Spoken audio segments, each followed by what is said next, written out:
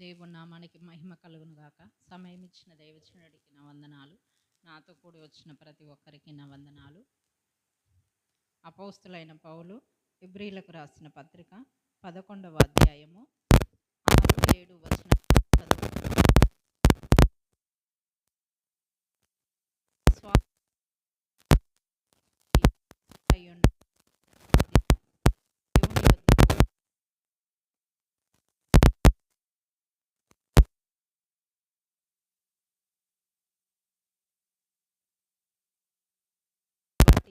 నోవాహు అది వరకు చూడని సంగతులను గురించి దేవుని చేత హెచ్చరించబడి భక్తులు గలవాడై తన ఇంటి వారి రక్షణ కొరకు ఒక ఓడను సిద్ధం చేశాడు. అందువలన అతడు లోకము మీద నేర స్థాపము చేసి విశ్వాసమును బట్టి కలుగు ఆమేన్.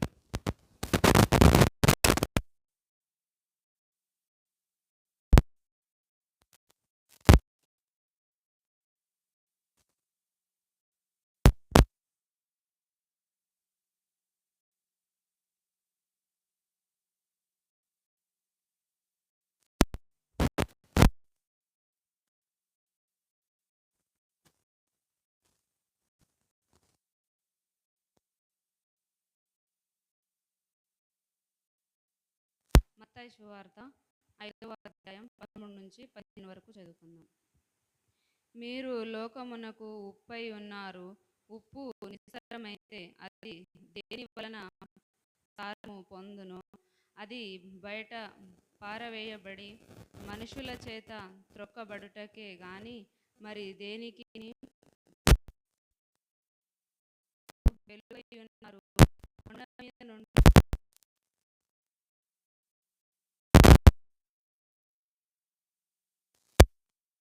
దీపము వెలిగించి కొంచెము క్రింద పెట్టరు, కానీ అది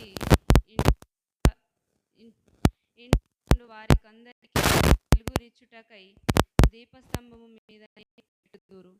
చదవండి వాక్యం. దేవుడు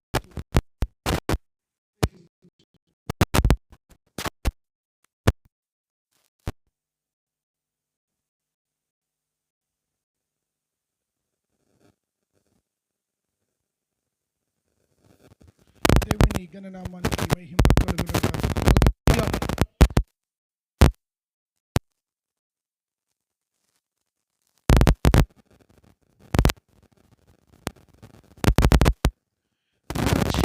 నావలో పెద్ద యేసయ్యా విన్నావయ్యా నా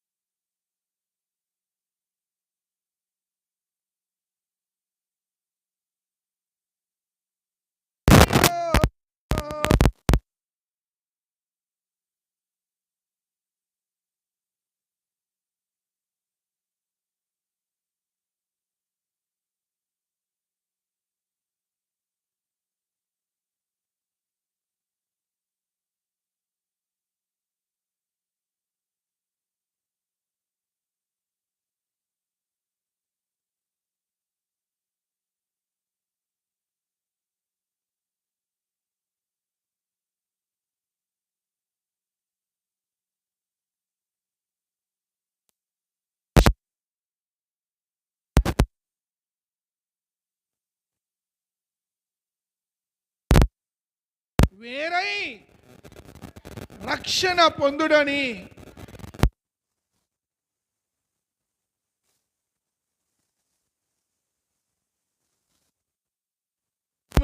దేవుని బిడ్డ లేక క్రైస్తవుడు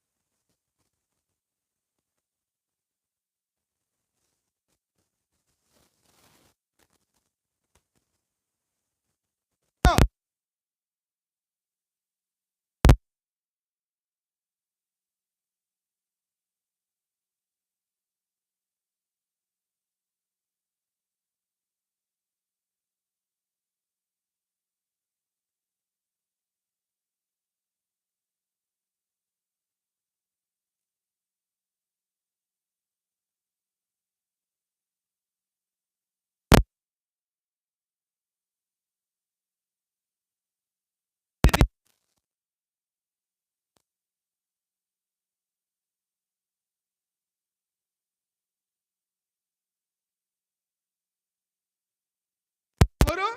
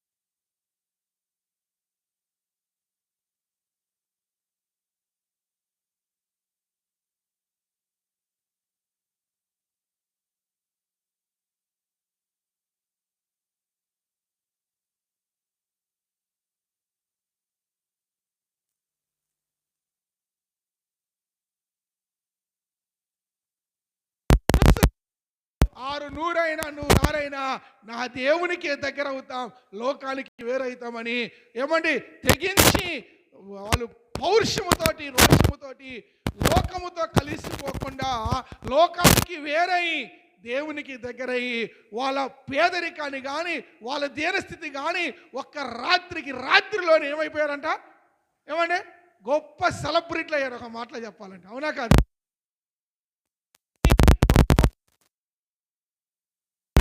ప్రభువునందు ప్రియ దేనిమిట్లారా అలనాడు ఏమని బబులోను దేశములో శద్రక్ మెస్సకి అభిజ్ఞులు ఒక రోజులోని ఏమైపోయారంట? దేశం మొత్తము అసలు ఒకప్పుడు శద్రక్ ఎవరో తెలియదు, మెషక్ ఎవరో తెలియదు, అభిజ్ఞ ఎవరో తెలియదు. అలాంటి ఒక్క డేలోని ఏమైపోయారు? దేశములోనే గొప్ప సెలబ్రిటీలకు మారిపోయారు. హల్లెలూయా. చూడండి, ఈరోజు చాలా మంది దేవుని సంఘముగా ఉంటున్న వారు ఏమండి దేవుని బిడ్డలుగా ఉంటున్న క్రైస్తవ సమూహము దేవుని వాక్యానికి విరోధముగా, దేవుని వాక్యానికి భయపడకుండా, దేవుని వాక్యానికి విధేయత చూపకుండా, దేవుని వాక్యానికి ఏమండి చెప్పిన ప్రకారము చేయక లోకముతో కలిసిపోయి లోక మర్యాదను అనుసరిస్తూ లోకానికి భయపడుతున్నారు. కానీ లోకమును సృష్టించిన సర్వాధికారైన దేవునికి భయపడట్లా. హల్లెలూయా. ఇంకా బాగా చెప్పాలంటే ఏమని ఈ మధ్య వస్తున్నాయి షుగర్లు, బీపీలు, తలనొప్పులు, ఆ నొప్పులు, ఈ నొప్పులు. వాటికి మనుషులు భయపడుతున్నారు, కానీ వాటిని సృష్టించి తగ్గించి స్వస్థపరిచి సర్వాధికారి దేవదేవునికి మాత్రము ఏమాత్రము కూడా భయపడట్లేదండి. దేవునికి స్తోత్రం, హల్లెలూయా. మంచిది. మొదటిది, దేవుని బిడ్డలు లేక దేవుని సంఘము లోకములో ఏమై ఉండాలంట? వేరై ఉన్నప్పుడు వాళ్ళు దీవించబడతారు, వారు ఆశీర్వదించబడతారు. చూడండి, ఈరోజు రెండవది మత్తయి సువార్త 5వ అధ్యాయము 14వ వాక్యము. రెండవ విషయాన్ని నేర్చుకుందాం. మత్తయి సువార్త 5వ అధ్యాయము 14వ వాక్యము. మీరు లోకమునకు వెలుగై ఉన్నారు. ఏమండి? రెండవ విషయం అంట, ఏమై ఉన్నారంట? లోకంలో క్రైస్తవుడు ఎలా ఉండాలి? వెలుగై ఉండాలి. యేసు ప్రభువు చెబుతున్న మాట, అరే నాయనా, మీరు ప్రభువుని నమ్ముకొని, ప్రభువుని తెలుసుకొని, సంఘములో ఒక సంఘబిడ్డగా, విశ్వాసిగా, సేవకుడిగా నాటబడిన నీవు, పిలువబడుతున్న నీవు లోకములో చీకటిగా బ్రతకండి అంటాడు దేవుడు. ఏమంటానంట? వెలుగై, నువ్వు లోకములో వెలుగై ఉన్నప్పుడు నువ్వు దీవించబడతావు. నువ్వు వెలుగై ఉండి నీ తోటి వాటిని కూడా ఏం చేస్తావంట? వెలిగిస్తావంటావు. యేసు ప్రభువు అదే ఆశపడుతున్నాడు. కంప్లీట్ చేద్దాం ఆ మాట. దయచేసి 14 వచనము. మీరు లోకములకు వెలుగై ఉన్నారు, కొండ మీద నుండు పట్టణము మరుగై ఉండనేరదు. మనుష్యులు దీపము వెలిగించి కుంచము క్రింద పెట్టరు, కానీ అది ఇంట నుండి వారందరికీ వెలిగించుటకై దీపస్తంభమునే పెట్టుదురు.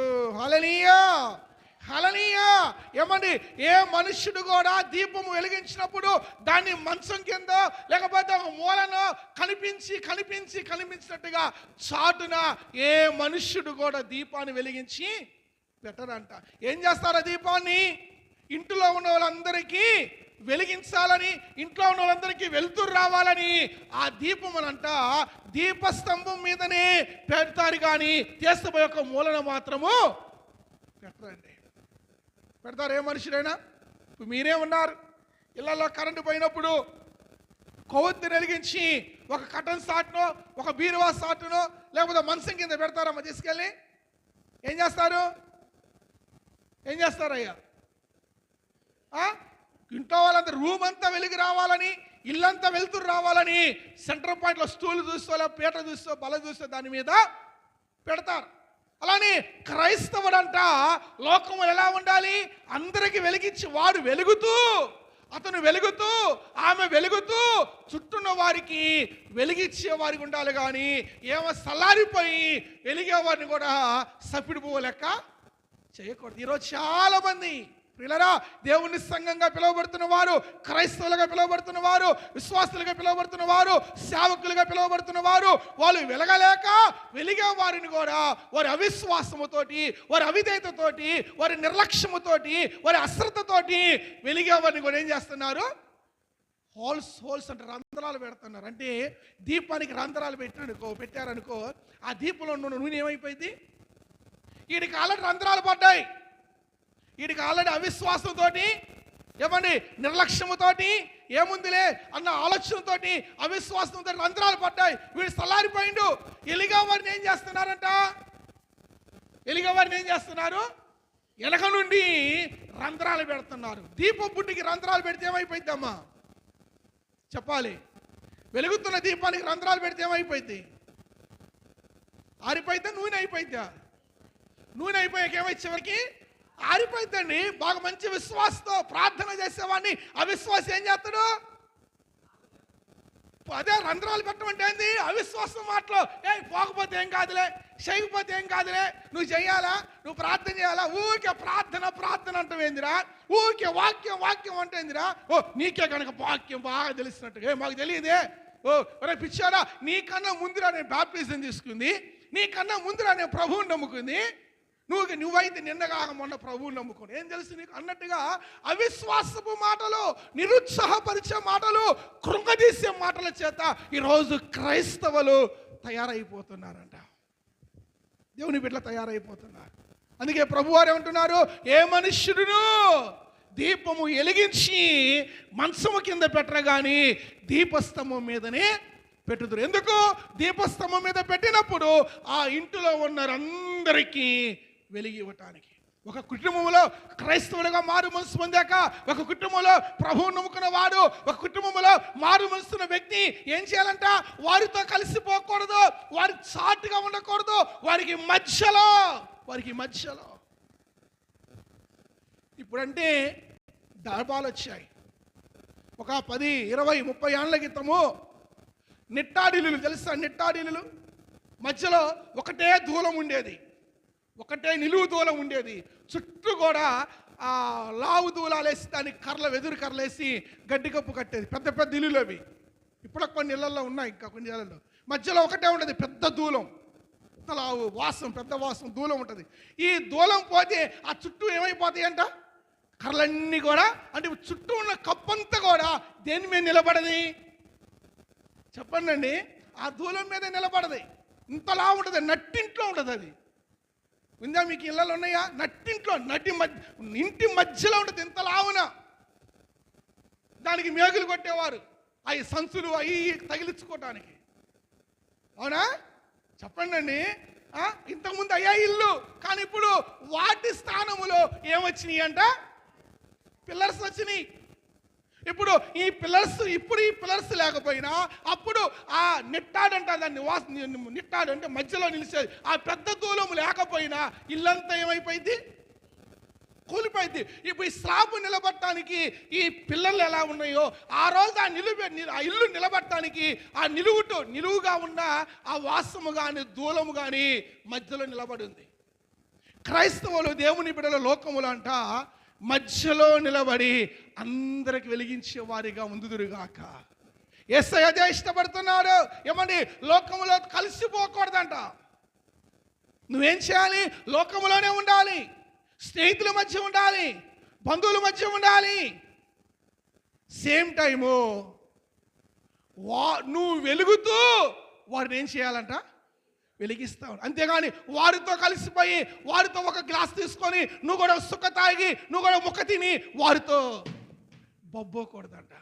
ఈరోజు చాలా మంది వారితో కలుస్తున్నారు, వారితో మాట్లాడుతున్నారు, వారితో పాటు గ్లాస్ అనుకొని సుక్కలో సుక్క అనుకొని ముక్కలో ముక్క అనుకొని అందరు కలిసి జీవితాలు చీకటమయం చేసుకుంటున్నారు. కానీ నా ప్రభువారు అంటున్న మాట, ఏ మనుష్యుడును చీకటిగా ఉంటుంది దేవుని చిత్తం కాదు. క్రైస్తవుడా, దేవుని బిడ్డ, దేవుని సంగమా, నీవు లోకములో చదవండి 5వ అధ్యాయం 14 వెలుగై ఉండాలి. అదే దేవుని చిత్తము. మొదటిగా వేరై ఉండాలి, రెండోది వెలుగై ఉండాలి. నువ్వు వెలుగా ఉన్నప్పుడు నీ కుటుంబం దీవించబడితే నువ్వు ఆశీర్వదించబడతావు. ప్రభువునందు ప్రియమైన దేవుని బిడ్డలారా, అందుకే ప్రభు అంటున్న మాట ఎలా వెలుగుగా ఉండాలి? 16వ వచనము 5వ అధ్యాయము 16వ వచనము. అంటే మన నెత్తిన నోట్లో ఆయిల్ పోసుకొని దీపం పెట్టుకోవాలా? ఎలా ఎలుగుతావు? ఎలగాలంటే ఎలా ఎలగాలి క్రైస్తవుడు? చదవండి 16వ వచనము. మనుష్యులు మీ సత్క్రియలను చూసి పరలోకమందున్న మీ తండ్రిని మహిమపరచునట్లు వారి ఎదుట మీ వెలుగు ప్రకాశింపనీయుడి. హల్లెలూయా. ఎప్పుడు అన్యజనులు అవిశ్వాసులు నీ వెలుగును చూస్తారంటే నీలో ఉన్న సత్క్రియలు చూసినప్పుడు ఆ సత్క్రియల ద్వారా క్రీస్తు వెలుగును వారు అనుభవిస్తారంట, ఆ మహిమను చూస్తారంట. వాళ్ళు మనలో సత్క్రియలు లేకపోతే వెలుగుంటుందా? గమనించండి. మనలో మంచి క్రియలు లేకపోతే, ఏమైనా మంచి గుణాలు లేకపోతే, అందుకే అపోస్తులైన పౌలు గారు ఆత్మఫలములు ఏమనగా అని 9 ఫలాలు అక్కడ పెట్టిండు. 5వ అధ్యాయము గలతీయులకు రాసిన పత్రిక 5వ అధ్యాయము 22వ వచనములో ఉంటాయి. గలతీ సంఘానికి ఇస్తున్నాడు. ఇగో శరీర క్రియలేమనగా, ఆత్మఫలములేమనగా, వెలిగించబడే వాళ్ళు, ఆత్మకు వెలుగుగా ఉన్నవాళ్ళు ఆత్మఫలంతో ఉంటారు. చీకటిగా ఉన్న వాళ్ళు శరీర క్రియలతో ఉంటారు. ఎవరు చీకటి క్రియలు, ఎవరు వెలుగు ఆరిపోయిన వాళ్ళు, ఎవరి దీపం ఆరిపోయింది, లేకపోతే దీపం ఆరిపోయిన ఎవరు, దీపం ఆరిపోయిన జీవితం ఎలా ఉంటుందో తెలుసా? చదవండి దయచేసి గలతీయులకు రాసిన పత్రిక 5వ అధ్యాయము దానిపై వచ్చినము. స్పష్టంగా కనిపిస్తున్నాయి అంట.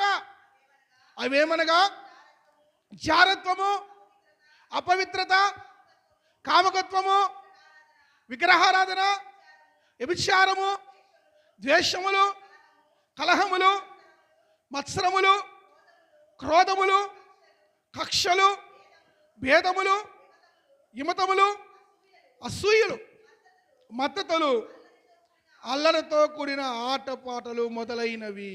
హల్లెలూయా, హల్లెలూయా.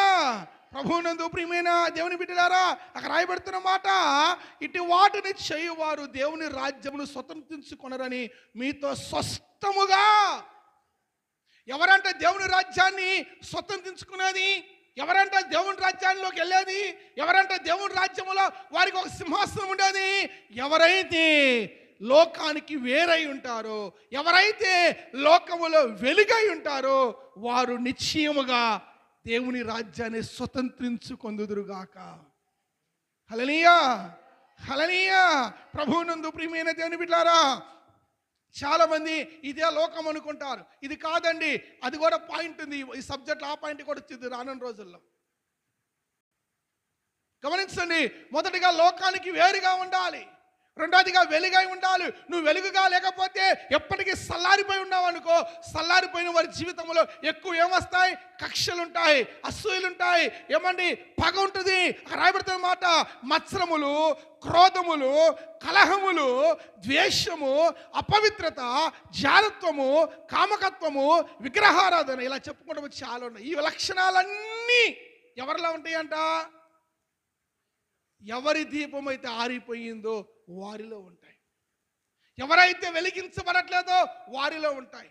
ఎవరైతే వెలుగుగా లేరో, ఎవరైతే వెలుగై ఉండలేకపోతున్నారో వారిలో కనిపించేది ఈ లక్షణాలు. అయితే వెలుగు సంబంధులైన వారికి, క్రీస్తు వెలుగు చేత వెలిగించబడుతున్న వారికి, లోకానికి వెలుగై జీవిస్తున్న వారిలో ఏం కనిపిస్తుంది తెలుసా? ఇప్పుడు చదవండి 22వ వచనము. ఆత్మఫలములు ఏమనగా, వారిలో ఏం కనిపిస్తాయంట? ప్రేమ కనిపించింది. ఎంత కష్టం వచ్చినా, బాధ వచ్చినా ఎప్పుడు చూడు వాళ్ళు సంతోషపడతారు, ఎదుటి వారిని సంతోషపెడతారు. ప్రేమ, సంతోషము, సమాధానంగా ఉంటారు, దీర్ఘశాంతం కలిగి ఉంటారు, దయ కలిగి ఉంటారు, మంచితనం కలిగి ఉంటారు, విశ్వాసం కలిగి ఉంటారు, సాత్వికం కలిగి ఉంటారు. ఆశా నిగ్రహం అంటే కొన్నిసార్లు వాళ్ళ ఆశలు చంపుకొని నిగ్రహం కలిగి ఉంటారంట. ఇవి ఎవరి లక్షణాలు? వెలుగై ఎవరైతే క్రీస్తులో, లోకములో ఉంటూ క్రీస్తు బిడ్డలుగా, క్రీస్తు కుమార్తెగా, క్రీస్తు కుమారులుగా, దేవుని సంఘముగా వెలిగించబడుతూ అనేకులను వెలిగిస్తూ ఉంటారో వారిలో కనిపించే ఏం తెలుసా? ఈ సత్క్రియలు అన్నమాట. వారిలో ఏం కనిపించింది? మంచితనం కానొచ్చింది, ప్రేమ కానొచ్చింది. దాన్ని బట్టి మీరు ఆలోచించండి. ఎవరైతే ప్రేమ లేనివాడో వాడు ఏం చేయబడుతున్నాడో? వెలిగించబడుతున్నాడా? సలారిపోయినా? సలారిపోయినా. మంచితనం లేకపోయినా, దయాళత్వం లేకపోయినా, ప్రేమ లేకపోయినా, విశ్వాసం లేకపోయినా, ఆశానికరం లేకపోయినా, దయాళత్వం లేకపోయినా, సమాధానం లేకపోయినా, దీర్ఘశాంతం లేకపోయినా, 9 ఆత్మఫలములు, ఈ 9లో ఒకటి లేకపోయినా వానిలో దీపములో కొంచెం ఆయిల్ తగ్గిపోయినట్టు. లేకపోతే ఒత్తిలో, ఇప్పుడు ఒత్తి సక్కకుండా దాంట్లో పొరలు ఉంటాయి. చెప్పండి, మీకు పొరలు ఉంటాయి, అవునా? ఒకటే సింగిల్ దారం ఉంటుందా? ఉండదండి, పొరలు కలిసి ఇంతలా ఉంటుంది, అవునా? ఈ 9 కలిస్తేనే ఒత్తి చేయబడుతుంది. హల్లెలూయా, హల్లెలూయా. బాగా గమనించండి, ఎవరిలో అయితే ఈ 9 ఉంటాయో, ఈ 9 ఆత్మఫలములు కలిగిన వాడు ఎప్పటికీ లోకములో వెలుగై ఉండునుగాక. వెలిగించబడుతూ తాను వెలుగుతూ అనేకులు వెలిగించేవాని జీవితంలో ఈ 9 కనిపిస్తాయి. అవసరమైతే చెక్ చేసుకోవచ్చు ఎవరి ఆత్మీయ జీవితంలో ఆయన. మనకై మనం కూడా చెక్ చేసుకోవచ్చు. ఎవరినో పక్కోడి దాంట్లో ఏలు పెట్టకపోయినా మన దాంట్లో మనం ఏలు పెట్టుకొని సరి చేసుకోవచ్చు. ప్రైజ్ ది లార్డ్, హల్లెలూయా.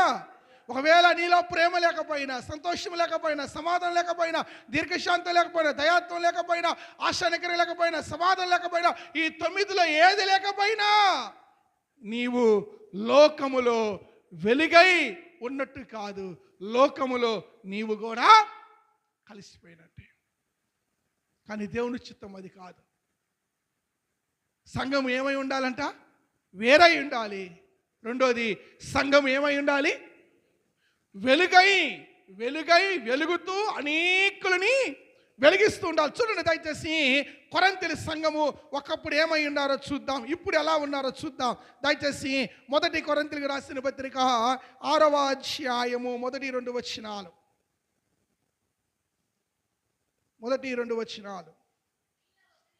మీలో ఒకనికి మరి ఒకని మీద అమ్మా వ్యాజ్యముందమప్పుడు వాడు పరిశుద్ధుల ఎదుట కాక అనీతిమంతుల ఎదుట వ్యాజ్యమారుటకు తెగించుచున్నాడు. పరిశుద్ధులు లోకమునకు తీర్పు తీర్చుదురు అని మీరు ఎరుగరా? మీ వలన లోకమునకు తీర్పు జరగవలసి ఉండగా మిక్కిలి అల్పమైన సంగతుల గురించి తీర్పు తీర్చుటకు మీకు యోగ్యత లేదా? దేవునికి స్తోత్రము కలుగునుగాక. హల్లెలూయా. బాగా గమనించండి, కొరింథీయులు ఏమై ఉన్నారంట? వెలుగై ఉన్నారు. కానీ వారిలో కొందరు చీకటిగా జీవిస్తున్నారంట. వాస్తవానికి క్రైస్తవ సంఘము లోకానికి తీర్పు తీర్చే స్థితిలో దేవుడు మన నుంచిండు. ఏమండి, అక్కడ ఏం రాయబడుతుంది చూడండి, లోకమునకు తీర్పు తీర్చుదని మీరు ఎరుగరా? పరిశుద్ధులు, ఎవరు పడితే వాళ్ళు కాదు. ఎవరంట? అదేనండి, ఎవరైతే లోకములో వెలుగై ఉంటారో వాళ్ళు పరిశుద్ధులు. ఆ పరిశుద్ధులైన వాళ్ళు ఇప్పుడు ఏం చేస్తున్నారు? ఉన్నతమైన స్థానం దేవుడిస్తే, ఉన్నతమైన కృప దేవుడిస్తే వాటిని వదిలేసుకొని అల్పమైన గొడవల జోలికి, అల్పమైన పంచాయతీల జోలికి, అల్పమైన ఏమని మధ్యవర్తిగా ఉంది ప్రభువునందు ప్రియ దేని బిడ్డారా బోకరిజం చేస్తూ ఉంటారు, పంచాయతీలు చేస్తూ ఉంటారు. ఈ మధ్య అయ్యగారులు కూడా పెద్ద పెద్ద పంచాయతీలు చేసే వాళ్ళు లేకపోలేదు, మధ్యవర్తి కూడా. కమిషనర్ గాళ్ళు ఉన్నారు చాలామంది. ఏం కాళ్ళు? కమిషన్ కకృతిపడి మధ్యలో ఉండి ఏమంటే మధ్యవర్తి ప్రయత్నం చేస్తూ ఉంటారు. మధ్యవర్తులు చేసే వాళ్ళు ఏమంటారు? బోకర్లు అంటారు. అంతేనా? మనం ఇప్పుడు బోకర్లమా పరిశుద్ధులమా? అక్కడ బైబిల్ ఏం చెబుతుంది? మీరు పరిశుద్ధులుగా ఉండవలసిన వాళ్ళు వీళ్ళు ఏం చేస్తున్నారంట? కొరింథీలో ఉన్న కొందరు వెలుగుగా ఉండవలసిన వాళ్ళు వెలుగై ఉండి కొందరు వెలిగించబడలేక ప్రభువునందు ప్రియ దేని బిడ్డరా చీకటితో పొత్తు పెట్టుకుంటున్నారంట, చీకటి అయి ఉన్నారంట. అందుకే పౌలు గారు ఎఫెసీతో ఈ మాట అంటున్నారు. చూడండి దయచేసి, ఎఫెసీయులకు రాసిన పత్రిక 2వ అధ్యాయం అనుకుంటా,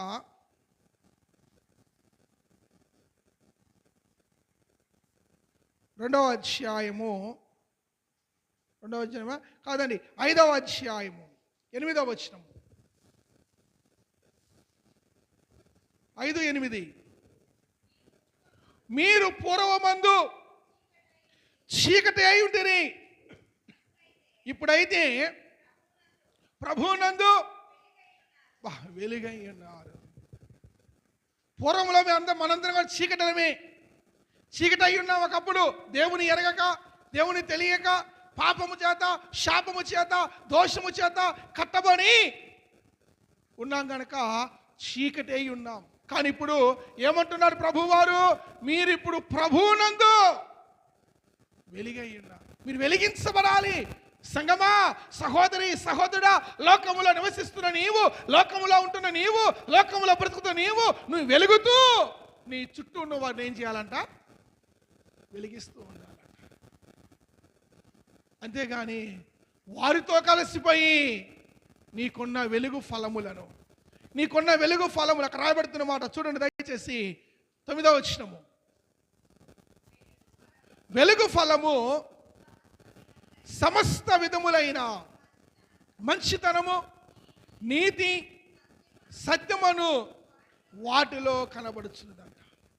మీరు వెలుగుమై ఉన్నారు, మీరు వెలుగుతూ ఉన్నారు, అనేకులు వెలిగిస్తున్నారంటే ఎలా అర్థమైందంట? దాని ఫలము ఏంటి? దాని ఫలము మంచితనము, నీతి, సత్యము. ఆత్మఫలములు చూశారు, ఇక్కడ ఆల్రెడీ 3 ఉన్నాయి: నీతి, మంచితనము, సత్యము. బాగా గమనించండి.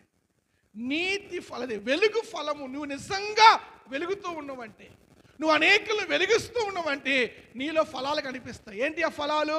నువ్వు నీతిమంతుడిగా ఉంటావు. నువ్వు ఎప్పటికీ సత్యమే మాట్లాడతావు. ఎప్పటికీ ప్రాణం పోయిన అబద్ధము నీ నోట రాదు. 3వది మంచితనము నీలో కనిపించింది. ఈ ఎవరిలో లేవో వాళ్ళు ఏమైనట్టు? వెలుగై ఉన్నట్లా, చీకటై ఉన్నట్ట. అంటే గతములో చీకటిగా ఉన్నారు, మరలా ఇప్పుడు ప్రభువులోకి వచ్చాక కూడా ఆ చీకటి ఆలోచనలు, ఆ చీకటి తలంపులు, ఆ చీకటి నడవడిక ఇంకా వాటిని సంపలేకపోతున్నారంట. అందుకే దైవజనుడైన పౌలు గారు ఒక మాట అంటున్నాడు. కొరింథీయులకు రాసిన 2వ పత్రిక 6వ అధ్యాయం అనుకుంటా, చూద్దాం దయచేసి. 6వ అధ్యాయం 14వ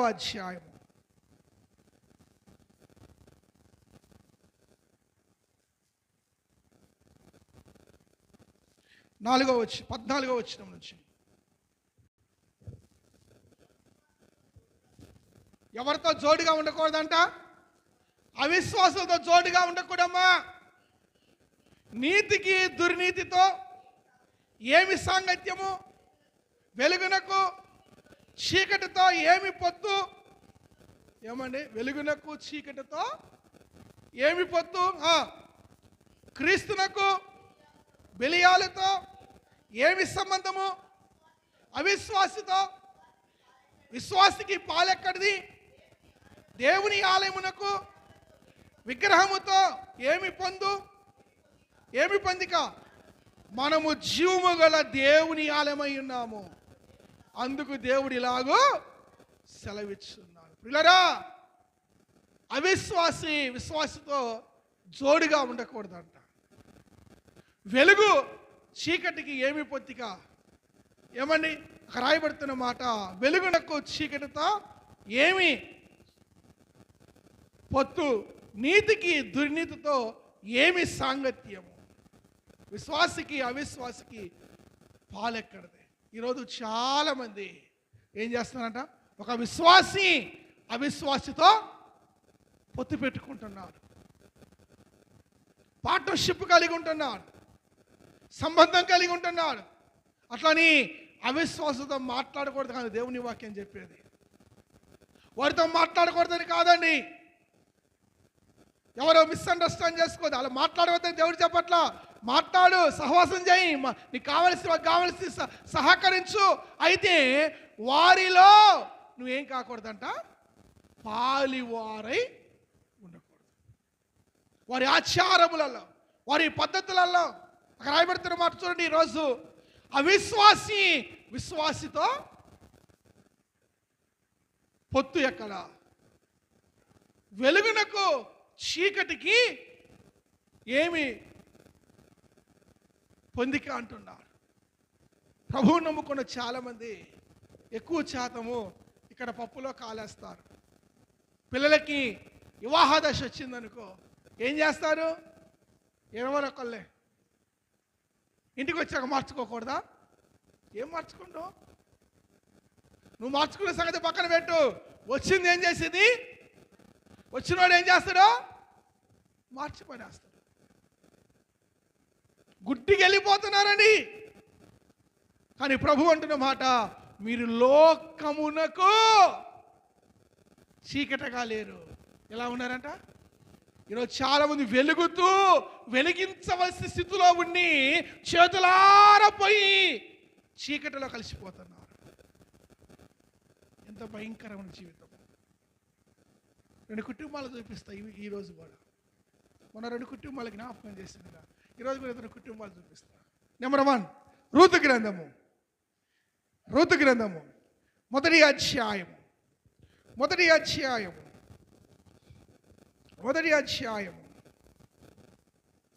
మొదటి వచనం నుంచి త్వరగా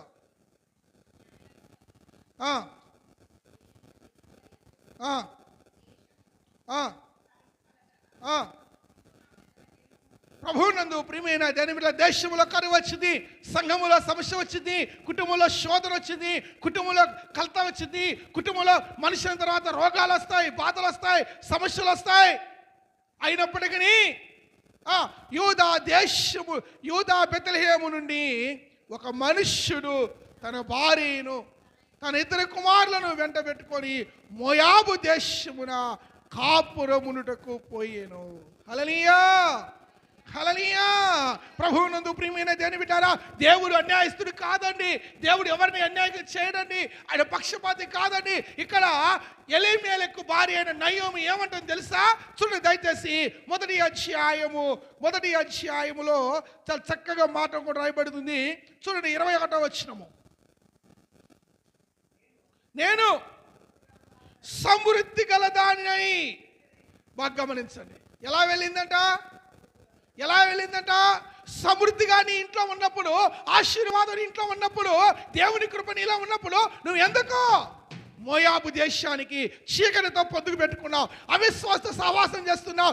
వెలుగుగా ఉండవలసిన నీవు, అనేకులు వెలిగించవలసిన నీవు పాపముతో శాపముతో నీవున్న మోయాబు దేశానికి నువ్వు ఎందుకు వెళ్ళినట్టండి? బాగా గమనించండి. పైపెత్తి సామె ఏమంటుంది తెలుసా? సమృద్ధి గలదానై వెళితిని,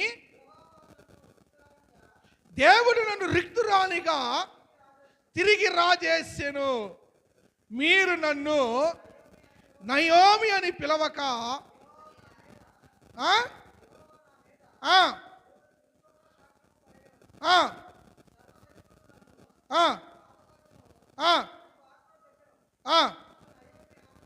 20వ వచనం చదవండి.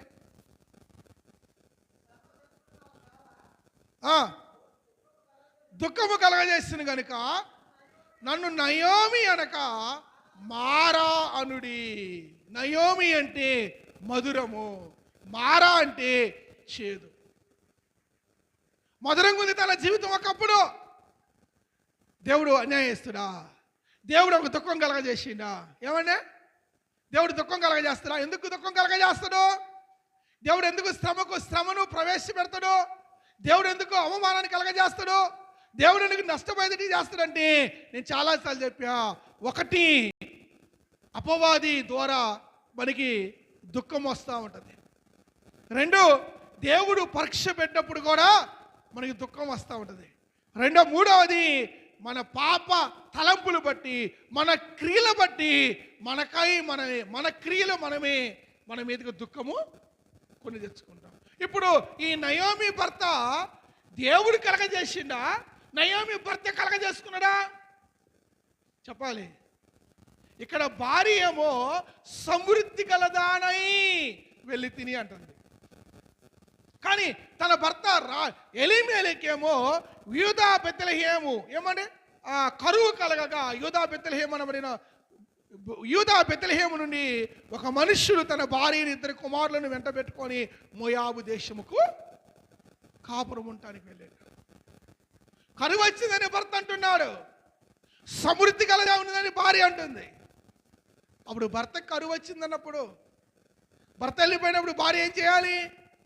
అయ్యా దేవుడు నమ్మదగిన వాడయ్యా, ఆయన విడిచిపెట్టేవాడు కాదయ్యా, ఆయన మహోన్నతుడయ్యా, ఆయన సర్వాధికారయ్యా, ఆయనకు అసాధ్యం అంటూ ఏది లేదు. ఇగో యోబు మాత్రం పలకలేదా? ఏం పలికిండు యోబు? సమృద్ధి ఇచ్చినప్పుడు పొందుకున్నావే, ఆరోగ్యం ఇచ్చినప్పుడు పొందుకున్నావే, సంతోషించినప్పుడు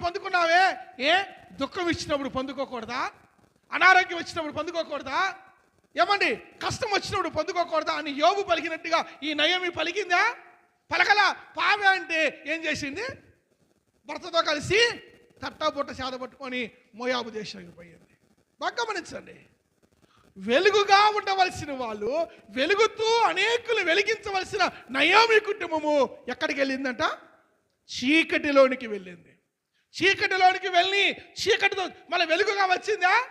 చీకటితో ఉన్నదానికన్నా భయంకర స్థితికి పోయింది.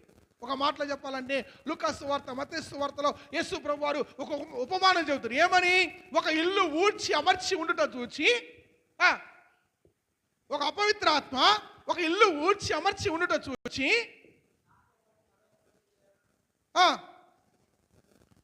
చదువుతారా మాటను?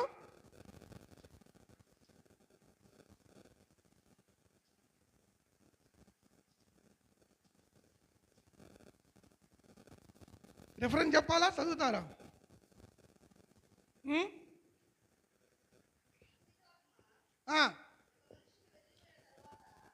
మత్తయి సువార్త 12వ అధ్యాయము 43వ వచనం. లూకా సువార్త చదవండి, ఎక్కడైనా ఉంది, 4 సువార్తలో ఉంది. వదిలిపోయిన తర్వాత విశ్రాంతి వెతకొచ్చు, నీరు లేని చోట్ల తిరగచ్చు. నేను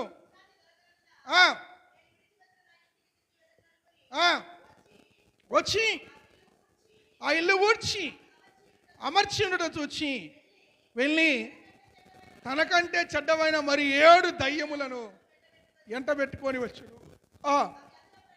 అవి దానిలో ప్రవేశించి అక్కడనే కాపురం ఉండెను. అందుచేత ఆ మనుష్యుని కడపటి స్థితి కంటే మొదటి దానికంటే చెడ్డ అయిపోయింది. ఇప్పుడు చూడండి, సమృద్ధిగా ఉంది. ఏందే, కింటా బియ్యం లేకపోవచ్చు, ఓ మాట అందుకుందాం, కింటా బియ్యం లేకపోవచ్చు, ఒక 25 కేజీలు ఇంట్లో ఉన్నాయిగా. ఉన్నప్పుడు ఏం చేయాలి? ఆ 25 కేజీలు బట్టి నువ్వు ప్రభువుని స్తుతించకపోయినవా, నువ్వు ప్రభువుని గణపరచకపోయినవా? అక్కడ రాయబడుతున్న మాట ఏంది? కరువు కలగగా వారు మోయాబు దేశానికి వెళ్ళారు. ఈరోజు చాలా మంది మోయాబు దేశానికి పోవట్లేదు, కానీ ఏం చేస్తున్నారంట? కొంచెం సమస్య రావడంతో, బాధ రావడంతో లోకములోకి పడిపోతున్నారు, లోక ఆచారాలకు పడిపోతున్నారు, దేవుని సన్నిధిని విడిచిపెడుతున్నారు, దేవుని మార్గాన్ని విడిచిపెడుతున్నారు, దేవునికి దూరం అయిపోతున్నారండి. ఈ నయోమి భర్త ఎలీమేలికి వలె అక్కడ రాయబడుతున్న మాట, నే సమృద్ధి గలదానే వెళితిని కానీ నా దేవుడు నన్ను రిక్తురాలి, అంటే ఏమీ లేని దానిగా దేవుడు చేస్తాడట. ఎవరు చేసుకున్నారు అది? నీకే నువ్వు చేసుకో. అక్కడ 2 కొరింథీయులకు రాసిన 2వ పత్రిక 6వ అధ్యాయం 14వ వచనం చదువుతుంది, విశ్వాసికి అవిశ్వాసికి ఏమి పొత్తు, చీకటికి వెలుగుకి ఏమి పొందిక. నువ్వు వెలుగుగా ఉండవలసిన వాడివి, దేవుని స్థితిలో వెలుగుతూ ఉండి చేతులార చీకట్లో పోయింది ఎవరు? దేవుడు నెట్టిండని చేతులార వాళ్ళ తట్టాపుట్ట తట్టుకొని మోయాబు దేశానికి పోయారు. పోయిన వారు ఏమైనా బాగుపడ్డారా? చెప్పాలి. ఏమన్నా డబుల్ బ్లెస్సింగ్ వచ్చిందా? ఉన్న బ్లెస్సింగ్ పోయింది, ఉన్న ఆశీర్వాదం పోయింది. కట్టుకున్న భర్త చచ్చిపోయాడు, కడుపును పుట్టి 2 కుమారులు చనిపోయారు. అందుకే మీరు లోకానికి వెలుగై ఉన్నారు. నువ్వు వెలగాలి, నువ్వు వెలుగుతూ అనేకులని వెలిగించాలి. కానీ నువ్వు వెలుగుతూ నీ కుటుంబాన్ని, నీ బంధువులు వెలిగించాలి. కానీ నువ్వు వారితో కలిసిపోయి నీలో ఉన్న ఆత్మ వెలుగుని, ఆత్మకృపను సంపుకోకూడదంట. హల్లెలూయా. ఈరోజు అనేకులు వారిలో ఉన్న ఆత్మ వెలుగును, వారిలో ఉన్న జీవాత్మను చేతులారా సంపేసుకుంటున్నారు. చేతులారా చీకట్లో కలిసి చీకటి అయి ఉంటున్నారు. ప్రభు ఆ పౌలు గారు అంటున్న మాట ఎఫెసీయులతోటి, ఎఫెసీయులారా మీరు ఒకప్పుడు పూర్వము 5:8 పూర్వము చీకటి ఉన్న సంగతి తెలుసు, అయితే ఇప్పుడు ప్రభువునందు వెలుగు. కానీ ఈరోజు అనేకులు ప్రభువులో వెలుగై ఉండవలసిన వాళ్ళు, ప్రభువులో వెలుగై ఉండి అనేకులు వెలిగించవలసిన వారు చేతులార లోకములోకి పోయి వారికి ఉన్న జీవపు ఆత్మను, జీవపు వెలుగును సల్లార్పుకొని చీకటిగా బ్రతుకుతున్నారు. ఇంకొక వ్యక్తి ఆదికాండము, మీరు చదివారుగా, ఎబ్రిలు రాసిన పత్రిక చదవండి, తొందరగా అర్థమైంది. హెబ్రీకి రాసిన పత్రిక 11వ అధ్యాయము 7వ వాక్యము.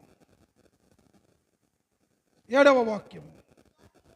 విశ్వాసము బట్టి నోవాహు అది వరకు చూడని సంగతులను గురించి ఏమండి దేవుని చేత హెచ్చరింపబడి భయభక్తులు గలవాడై తన ఇంటి వారి రక్షణ కొరకు ఒక ఓడను సిద్ధం చేసుకునేను.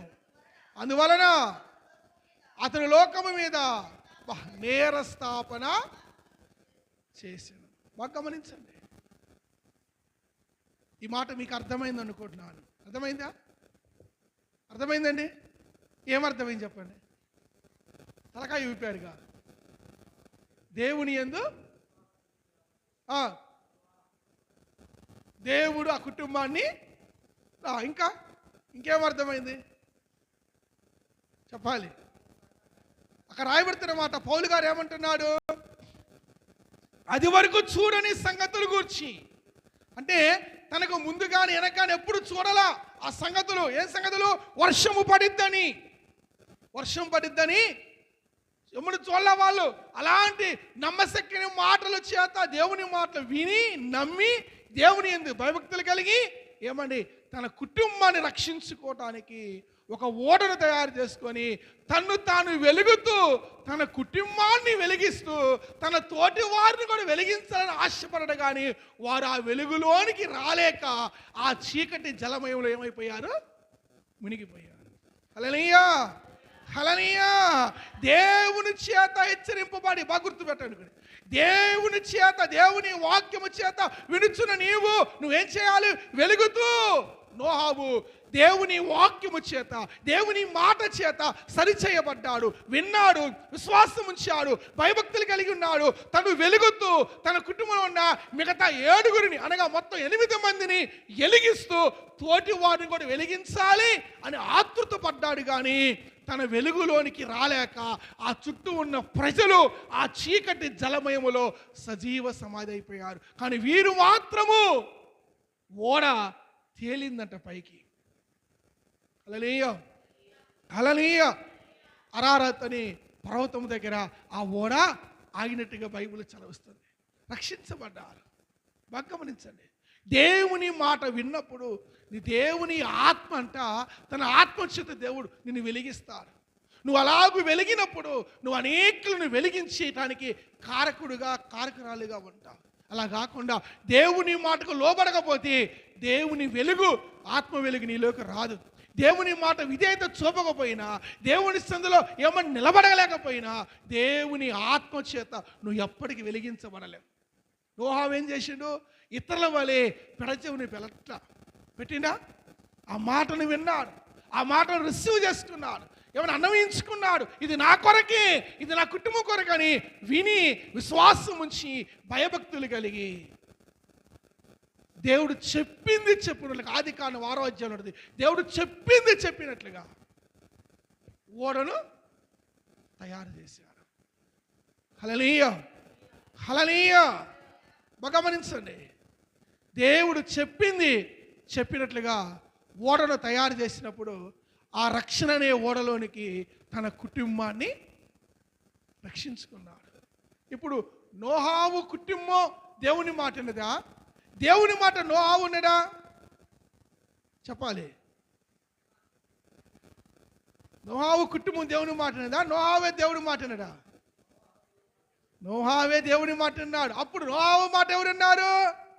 తన కుటుంబం విన్నది. దేవునికి స్తోత్రం, హల్లెలూయా. ఇప్పుడు మీరు వెలిగించబడాలంటే మీరు ఎవరి మాట వినాలి? లోకం మాట వింటే ఏమైపోతాం? చీకట కలిసిపోతాం. నువ్వు వెలిగించబడాలి, నువ్వు వెలుగుతూ ఉండాలంటే ఎప్పటికీ వాక్యం అనే నూనె నీలో ఎప్పటికీ ఉండునుగాక. హల్లెలూయా, హల్లెలూయా. దేవుని మాట నోవాహు విన్నాడు కాబట్టి అతని మాట తన కుటుంబము విన్నది.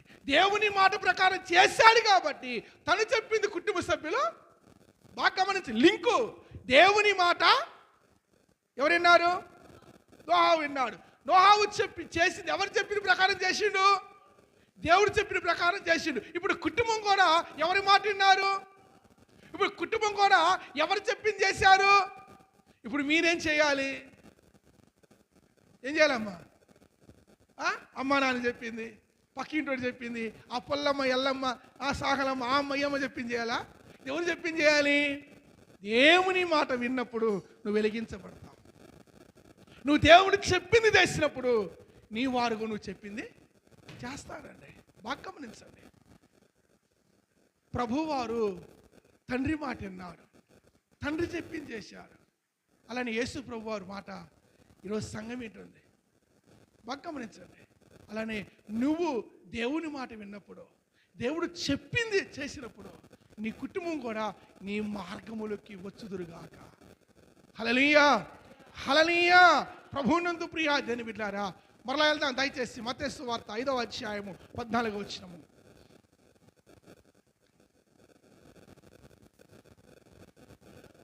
మీరు లోకమునకు వెలుగై ఉన్నారు. చాలు.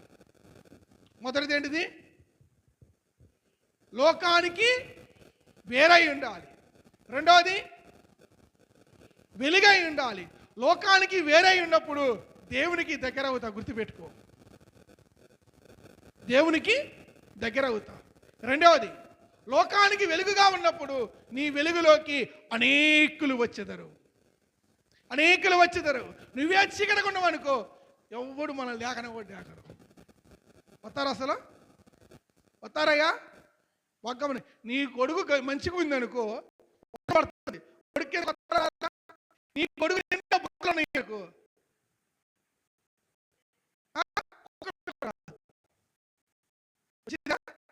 చెప్పండి.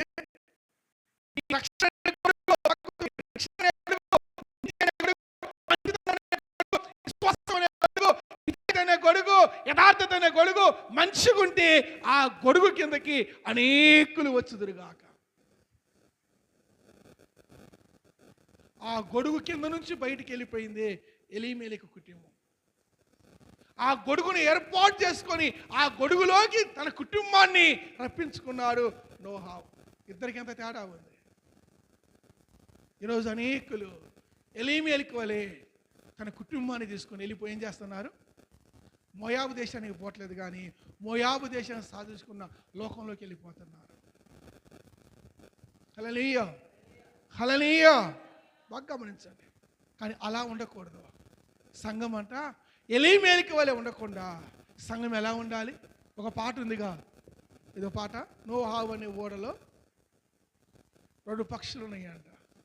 Praise the lord. Hallelujah, hallelujah. పక్షులు కూడా నోహావు మాట ఉన్నాయి. ఈరోజు మన భార్య మన మాట ఎందుకు కుటుంబాలలో, మన తల్లిదండ్రులు మన మాట అనరు, అత్తమామ బోటులు స్నేహితులు ఏంటారు. ఎందుకు? మన గొడుగు సరిగ్గా లేదు. గుర్తుపెట్టుకోండి. ఏం లేదంట? మన గొడుగు సరిగ్గా లేదండి. ఆ గొడుగుకి రంధ్రాలు పడ్డాయి. మాస్కులు వేసుకోండి. ఇలా క్లాత్ అయినా మార్చాలి. క్లాత్ మార్చాలంటే దేవుని ఆత్మతో నింపబడాలి, దేవుని వాక్యము చేత సరిపడాలి, దేవుని వాక్యాభిషేకం నీ మీద రావాలి, దేవుని ఆత్మాభిషేకం నీ మీదకి వచ్చినప్పుడు నీ గొడుగు సరి చేయబడింది. బాగా గమనించండి. ఆ ఓడ నోహావు ఆలోచన చొప్పున కట్టబడాల. ఎవరి ఆలోచన చొప్పంట? దేవుని ఆలోచన. ఆయన చెప్పిండు, రే బిడ్డ కొడక కిటికీ ఎక్కడ పెట్టరా, అలమ్మని ఎక్కడ పెట్టరా, ఈ అంతస్తు ఇక్కడ పెట్టరా, ఈ అంతస్తు ఇక్కడ చెప్పిండా లేదా? ఈరోజు ఇల్లు కట్టినాం అనుకో, అత్త ఒక పెత్తనం, మామ ఒక పెత్తనం, భార్య ఒక పెత్తనం, కొడుకు ఒక పెత్తనం, కూతురు ఒక పెత్తనం. నాకు ఒక తెలుసు, ఒకడంట ఇల్లు కడుతున్నాడంట. కొడుకు వచ్చేమో మేస్త్రితోటి ఇది వద్దంటే దాన్ని పడగొడతాడంట. ఒక కొడుకు వచ్చి, 3 కొడుకులు, ఇంకో కొడుకు వస్తాడు మధ్యాహ్నం పూట, ఇది వద్దని పడగొడతాడంట. 3వ కొడుకు వస్తాడు, ఇది చక్కగా లేదు పడగొడతాడు. చివరిలో తండ్రి వస్తాడంట. మొత్తం ఎంతమంది? 4 రకాలుగా ఆ కొంపని 4 ఏళ్ళు కట్టారు. ఎన్నేళ్ళు? 4 ఏళ్ళు. 3 కొడుకులు, తండ్రి, మొత్తం 4 ఆలోచనలు. అంటే ఒక గమనించండి, ఒక ఇంటి ఇల్లు కట్టడానికి 4 ఆలోచనలప్పుడు నీ ఆత్మీయ ఇల్లు కట్టుకోవటానికి ఎన్ని ఆలోచనలు కట్టుకుంటున్నావు? కేవలం ఒకే ఆలోచన, దేవుని ఆత్మ. దేవుని ఆత్మతో నువ్వు కట్టుకున్నప్పుడు. అందుకే ప్రభు అంటుందిగా, బండ మీద కట్టిన వాని ఇల్లు ఎలా ఉంటుందంటమ్మా? వరదలు వచ్చును, వాన కొట్టాను, గాలి ఇస్తాను, దాని పాటు ఈరోజు చాలా ఇల్లు ఏమైపోతున్నాయి చెప్పాలి, ములకాలపల్లి బిజ్జి ఎగిరిపోయినట్టు ఏం పోతున్నాయంట, ఎగిరిపోతున్నాయండి. ఆ పురుషత కూడా బిజ్జి ఎగిరిపోతుంది. కారణం దేవుని ఆత్మతో ఆ ఇండ్లు కట్టబడట్లేదు. ఏ ఇండ్లు? ఈ ఇండ్లు కాదు నేను చెప్పేది, ఈ ఇండ్లు. హల్లెలూయా, హల్లెలూయా, హల్లెలూయా. ఈ ఇండ్లు కావాలంటే సిమెంట్, విసికి, ఐరన్ కావాలి. కానీ ఈ ఇల్లు కావాలంటే వాక్యము, విశ్వాసము, విధేయత, మంచితనము, దయాళుత్వము, ప్రేమ, సాత్వికము, దీర్ఘశాంతము, ఆశానిగ్రహము ఇవన్నీ కావాలి. ఇవన్నీ ఉన్నప్పుడే నీళ్లు కట్టబడితే, నీళ్లు కట్టబడినప్పుడు ఆ ఇంటిలోకి క్రీస్తు అనే వెలుగు ఇంటిలోకి అనేకులు వచ్చుదురుగాక. ప్రభువునందు ప్రియా దేవుని బిడ్డలారా, ఎలీమేలెకు సమృద్ధి గలవాడిగా ఉండి వెలుగు నుంచి చీకట్లోకి వెళ్ళిపోయి ఇంకా చీకటమైపోయారు. కానీ నోవాహు అట్లా కాదు. చీకటి మధ్యలో ఉంటూ, బాగా గమని, చీకటిలో ఉంటూ, అవునా, చీకటిలో ఉంటూ తన కుటుంబాన్ని వెలుగుమయంగా చేసుకున్నారు. హల్లెలూయా, హల్లెలూయా. ఎలీమేలెకేమో వెలుగులో ఉండి చీకట్లో పోయి తన కుటుంబాన్ని చీకటి మిగిల్చాడు. కానీ నోవాహు ఏమో తన కుటుంబాన్ని చీకటిలో ఉంటూ, చీకటి ఆలోచనలు, చీకటి మనుషుల మధ్య ఉంటూ తన కుటుంబాన్ని ఆ చీకట్లో నుండి దీపస్తంభంగా, ఓడనే దీపస్తంభంగా నీతిమంతుడిగా పైకి లేవనెత్తి తన కుటుంబానికి వెలుగు కలగజేసిండంట. హల్లెలూయా. ఈరోజు మన కుటుంబాన్ని చీకట్లోకి నెట్టేస్తున్నామా? లేక చీకట్లో మన కుటుంబాన్ని, చీకట్లో ఉన్న పిల్లలని, లోకంలో ఉన్న పిల్లలని, లోకంలో ఉన్న కుటుంబాన్ని, లోకంలో ఉన్న మన ఆత్మీయతను, లోకంలో ఉన్న మన ఆలోచనలను, లోకంలో ఉన్న మన విశ్వాసాన్ని దేవునిలోకి వచ్చి వెలుగు చేత నింపబడుతున్నామా? ఒకవేళ ఎలీమీ లెక్కుంటే చీకటమైపోతాం. కాదు, నోవాహు లెక్కుంటే నీ ద్వారా అనేకులు రక్షించబడుదురుగాక, నీ ద్వారా నీ కుటుంబం రక్షించబడునుగాక, నీ ద్వారా అనేకులు దేవుని మందిరానికి వచ్చుదురుగాక. అట్టి కృప దేవుడు మనందరికీ అనుగ్రహించునుగాక. ఆమేన్. ప్రార్థన చేసుకుందాం. Thank you Jesus, thank you Jesus. పరిశుద్ధుడా నీకు వందనాలు.